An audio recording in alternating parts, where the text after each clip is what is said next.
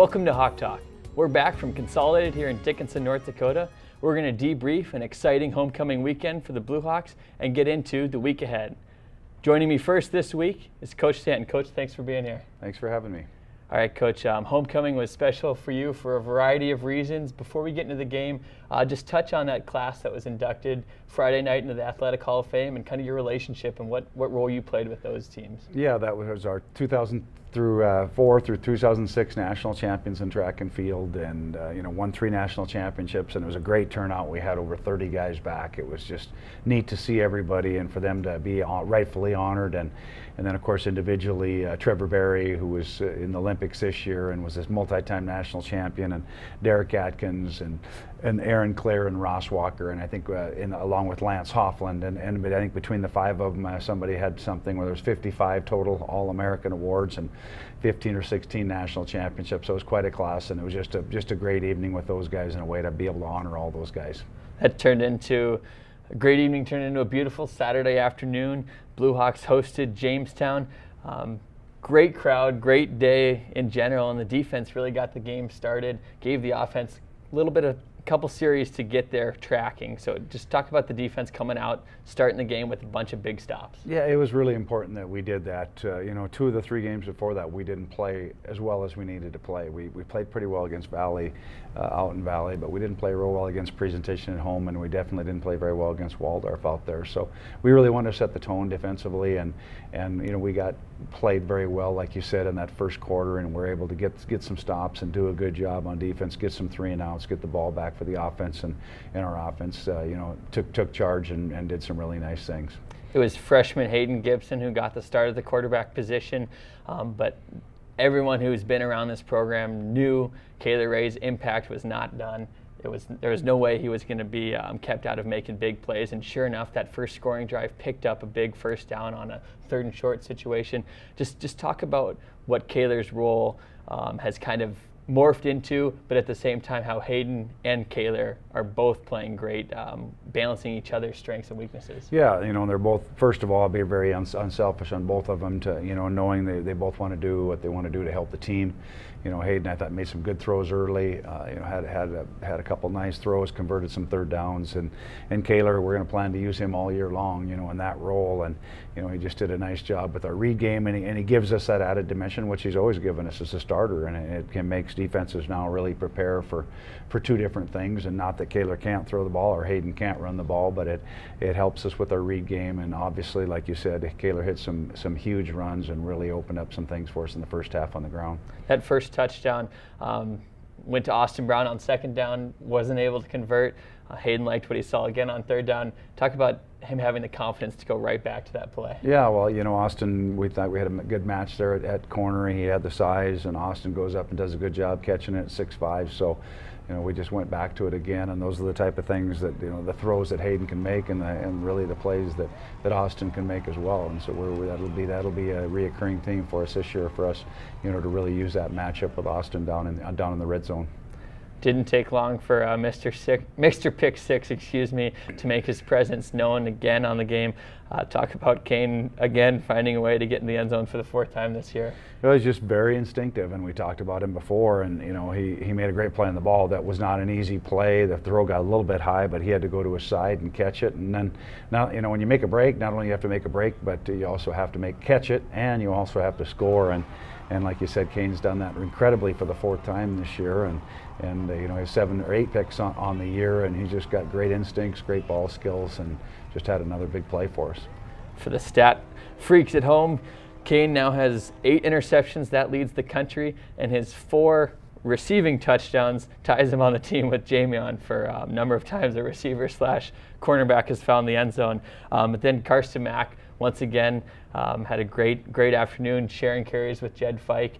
Both of them kind of worked their way into the end zone to give the Blue Hawks a 21-0 lead at the break. Just touch on those freshman running backs again.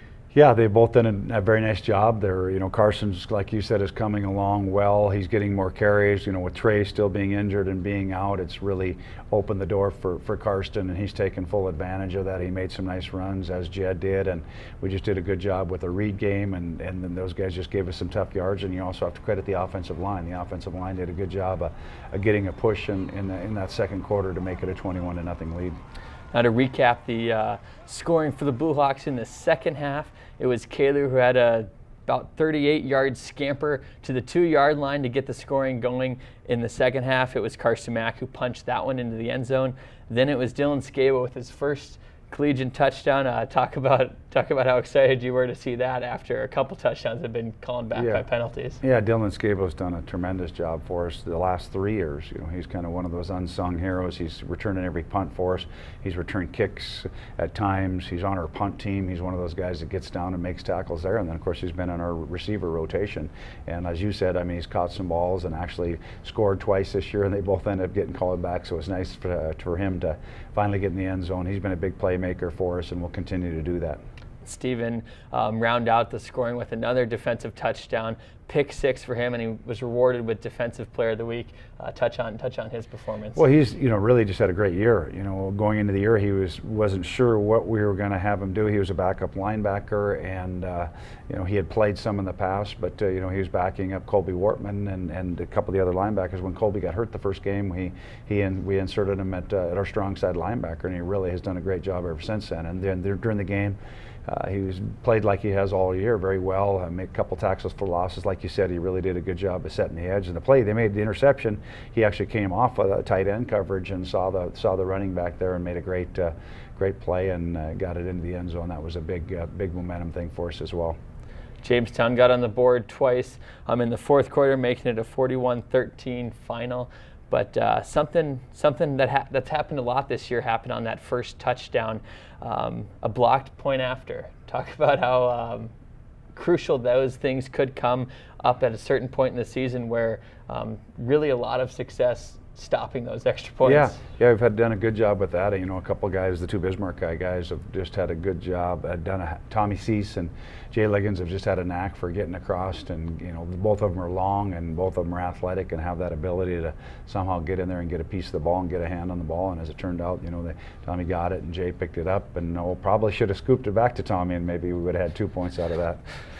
Now, like I said, 41-13 final moves the Blue Hawks to a very important showdown. That's also going to be senior night when the 23rd ranked Dakota State Trojans come to town for a big matchup, October 22nd. Coach, what are you looking for from the Trojans? Well, number one, a very explosive offensive team. They're one of the better offensive teams, to be quite honest, in the country. They get Giles, their quarterback, is hovering in on 3,000 yards. Johnson, their tailback, is close to 1,000 yards already.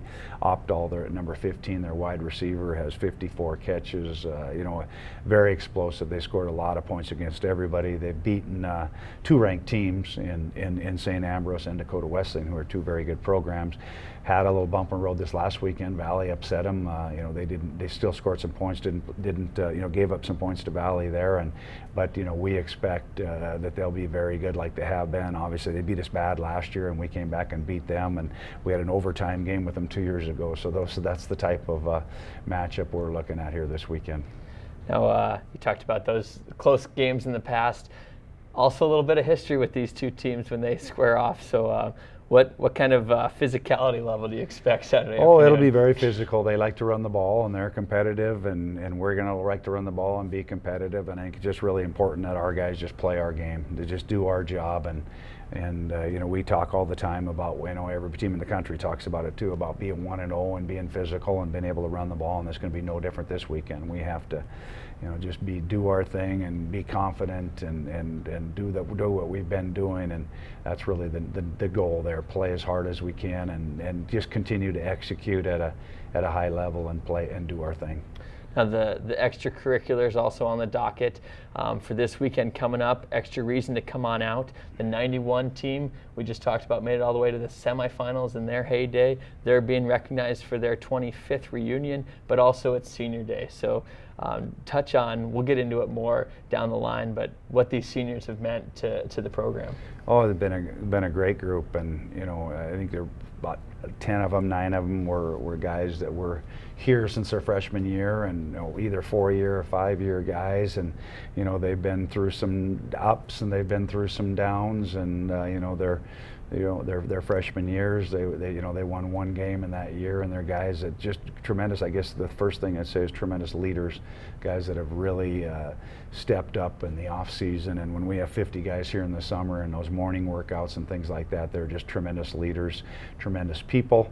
And of course in the classroom, we have a lot of them that do very well in the classroom, and TR scholars and all that, and we're just really proud of this class, and it's actually very hard to believe it'll be their last home regular season game this weekend. Alrighty, Coach, thanks for joining us. Best of luck this weekend against the Trojans.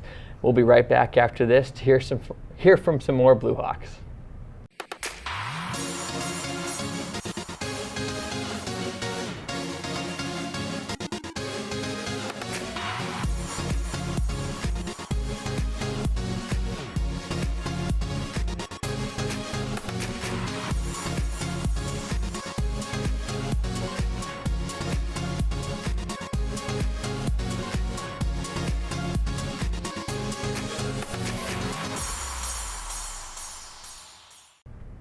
Welcome back to Hawk Talk. We're here for our Blue Feather feature. The Blue Feather Athletic Association is the DSU Heritage athletic fundraising component, part of a big reason why a lot of our student athletes are here on campus. And we're joined by a basketball player. Go ahead and introduce yourself. My name is Dante Clark. Senior? Senior for the basketball team. All right, we're going to get to know Dante a little bit better with some quick hitters. First, how did you end up at DSU? Actually, Coach Nunez, he was an assistant coach a while ago. He came out to visit me in California, so. Perfect. What's been your favorite class here? Maybe my biology lab class. Oh, that was not my favorite class. For the record, there on that one. Who do you model your game after?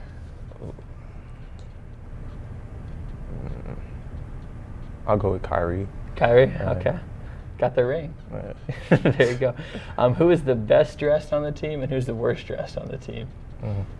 Best dressed might be a toss-up between Micah Brown and David Bays, but if I had to pick, Micah's been here longer, so I'll go with Micah. Okay. Worst dressed? Worst dressed? I'm not gonna do that. So I'll go with me because most of the time I'm coming from work, so I got dusty clothes on and stuff. Sure, hey, I appreciate it. What does Coach do that gets on your nerves a little bit that he won't make you run for telling us?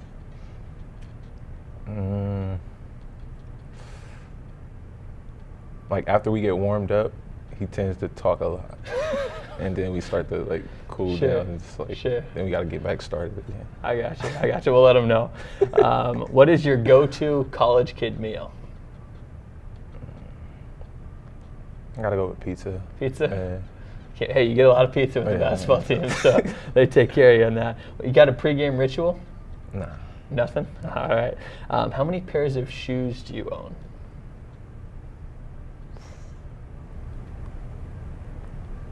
I got rid of a lot. I'll just say under 15. Under 15. It's crazy for those of you that don't know. Basketball players love their shoe collection, often have 20, 30, 40, as you can attest. Right. You'll see a different pair every game. So under 15 is quite remarkable, actually. What's your most embarrassing moment?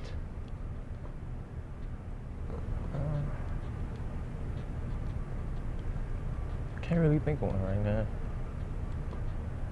Yeah, we might have to come back to that. Might have to come back. Yeah. I airballed technical foul free throws one time, so that's mine. That was a pretty tough moment. No. All right, who's your biggest role model? My biggest role model would have to be my parents and my grandparents. Just can't really single out one. So sure. All right. Now that we've gotten to know Dante a little bit, we'll talk about the upcoming season a little bit. I should say, shouldn't say upcoming because last Sunday had our first game. Yeah. Take us through that trip and how the game went. We had a trip to Billings to go play Yellowstone. It was the first game, so we started off kind of slow, a little sluggish. That team they play real hard, sure. So we started off kind of slow, but then we got it back and picked up the lead second half. And then, got the job done. 87-60, I believe, was the final. Now 10 days off before a big one with Minot State. What's the biggest thing that the team's going to work on over those 10 days? Just fine-tuning the offense, getting everything together, getting the gym shooting, getting our timing down and everything. Now, from a personal standpoint, you had to sit on the sideline last year during your redshirt season. How anxious were you to get on the court after a year on the sidelines? Very anxious. Before last year, it was 2 years before that. Oh, okay. I was back home, so. What did you learn anything from that time on the sidelines? Yeah, I got to see how Coach ticks and what he likes, what he doesn't sure. like. Got to see the offense and everything, running in practice and everything. So. Yeah, it was pretty good. Even though you weren't able to play last year, you are one of the few guys who's been around the program for a year or two now. Mm-hmm. How important is your role in introducing all of those new faces this year to how it is Coach Wetzel likes his program run? It's very important. Me along with the rest of the seniors and returners.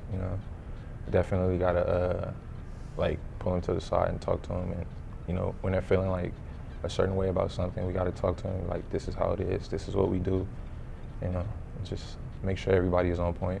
Sure. Now, wrapping things up, Minot State's going to be that first big test. They come to town on Wednesday. What kind of emotions do you have heading into that one? We haven't actually started preparing for them yet, probably because we have so much that gap. Sure. So right now we're just trying to make sure we focus on what we did wrong, the last game, and clean that up, and then we'll get to Minot. All righty. Thank you. Thank you for joining us. Best of luck. We look forward to seeing you out on the court now that you're done with that redshirt season. Yeah, so no October 26th, I believe, that's the Wednesday. Minot State comes to town. Guys and girls will be in action. So definitely go check out Dante and his team. But other than that, thank you for joining us, and we'll be back with more guests on HawkTalk. Thank you.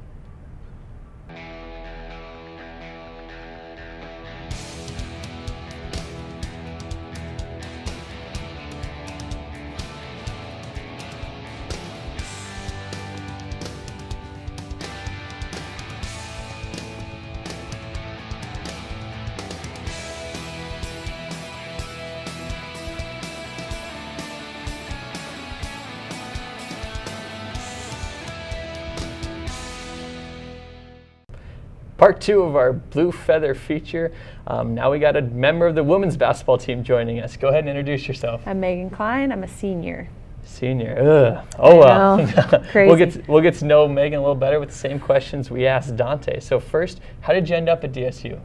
Well, I originally was at UMary, but just wanted to get closer to home, and I know that's a huge rival, so people are kind of like, whoa, why did you go to UMary? But, just ended up coming here a year later, and very happy here. Closer to home, kind of have that hometown community feel, so. We all make silly mistakes in our youth. It's okay. Nothing to apologize for. What's your favorite class here at DSU? Oh, my gosh, my favorite class. Honestly, I don't have an exact favorite class, but I love Dr. Wendy Wilson. Okay. In the psych department. Perfect. So anything she's teaching, I'm all for. So. Now, who do you model your game after? Oh man. Well, my jersey number is because of Michael Jordan. Okay. And as far as women's basketball, I love Candace Parker, so I try to be like her as much as I can, I guess. Sure. Yeah. Hopefully, don't want to cause any rifts over the team here for this one, but who's the best dressed and worst dressed on your squad? Oh my gosh. I'm the best dressed. Okay. No, I'm just kidding. I'd say Ashley Bentz is the best dressed. She's a classy lady. Worst dress? Oh man, it's a toss up. I'll say myself. There you go. 'cause, yeah. That's fair. the theme. Okay. Now, what does Coach Groppe do that gets on your nerves a little bit? Oh, he says the word irregardless all the time, and that is not a word. It's not, and we've all looked it up. We've all like told him that's not a word, and irregardless if it's a word or not. It's Sure. not a word. Now, what's your go-to college kid meal? Pepperoni pizza rolls. Pepperoni pizza. Yeah. I feel you there. Awesome, I feel you huh? there. Pre-game ritual? I always have to have a turkey bacon ranch sandwich, and I have a water bottle that I fill up on my own by myself, and it says Michael's Secret Stuff on it from Space Jam, and I have like a playlist in my iPhone that I listen to. You might have to get with Dante because he didn't have anything, so you could Oh my God, share with yeah, I'll help him out because it's crucial. How many pairs of shoes do you own? Oh geez, 25. 25. That's not Yeah. bad. That's not bad. I mean, my mom thinks otherwise. But. Yeah. What's been your most embarrassing moment? Oh my gosh.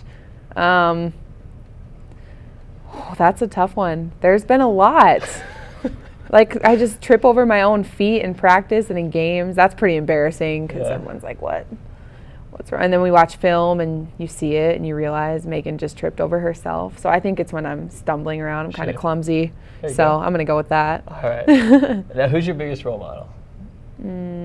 My mom, for sure. She she raised me by herself, so she's a tough cookie. So she's like my best friend. I tell her everything. She knows everything about me. She has the answer to all my questions. So for sure, my mom, without a doubt. Awesome. Last year, you guys made it all the way to the national tournament.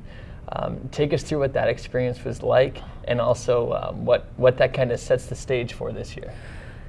Last year was incredible. I'm not really an emotional person by any means, but when we found out we made it to nationals, I was like sobbing because I was so excited. And we got there, and it was just like all sorts of emotions, like so exciting. A lot of us haven't been to like a state tournament before or anything huge like that, so it was just, the atmosphere was awesome. I think it made us a little nervous, but I want to go back with everything like inside me. I want to get there again. So coming into this year, we return a lot. We're veterans, we're old. I think that our knowledge is going to be a huge part of this season because, like I said, we're veterans. There's 13 of us on the team, and 9 of us are seniors. So we're excited. I think it's going to be a fun one. So. Right before we get into the contest with Minot, take us through what other things we've had that's kind of prepared us for the season. You're going to hear this a lot, but going back to how we're all veterans, we're so close. Like, we've all been together for so long. And, outside of basketball, the girls on the basketball team are the ones I'm hanging out with. So, like, we're also friends off the floor. And that unity, that helps. Like, that's going to be huge, too. And, like, we can finish each other's sentences. Like, we just know each other so well. And, if you're not like a basketball player, you don't realize how important that is. But once you're out there, it's like, yeah, that's crucial. So I don't know. We're so excited to get going. We have a countdown. So. All right, folks, this is the first opportunity, Minot. Is that the next first? Wednesday? Next Wednesday. Come on out. Well, actually, I'll give Megan a chance to convince you guys to come on out. Yes, this is a huge rival, goes back years. My first year as a sophomore here, we lost to them both times, and then last year we smoked them both times. So we're kind of trying to keep that streak going. 5:30 I think is game time. It's our only home October game, so we're trying to get everyone to show up in pink for breast cancer awareness. It's a huge rivalry, so the more the merrier that can come would be great. Awesome. All the support we can get. All right, you heard it from her. Wear your pink, October 26th. Stay for the guys' game as well. It's going to be an exciting night on campus. Yeah, Megan, it'll thanks be a for lot of joining fun. us. Yes, thank you so much. All right, we'll be back on Hawk Talk with one more guest. Life is full of many successes, achievements, stages. Every year we grow, things change, and pretty soon we realize we want and need to do more. When you're ready for that next step, Dickinson State University will get you there. Find out how at dsublue.com. Welcome back to Hawk Talk. Our next guest is a part of just about everything on campus here at Dickinson State, so I'm going to let him introduce himself, and we'll see what he leaves out of his self-introduction. Hey, I'm Kayla Ray. I'm a senior here at DSU. Play football, track. I'm a part of the TR program, do FCA, science club, just a couple things around campus, yeah. He's all over campus, folks, and that's why he's with us today. Couple different events outside of the football game. Football, believe it or not, will not be the main talking point today. We're going to go over some other things that are happening on campus that Kaler is a big part of. Like he said, he's in the TR program. That's the Theodore Roosevelt Honors and Leadership Program on the campus of Dickinson State University. And Kaler, can you just explain what being in that program has done for you academically?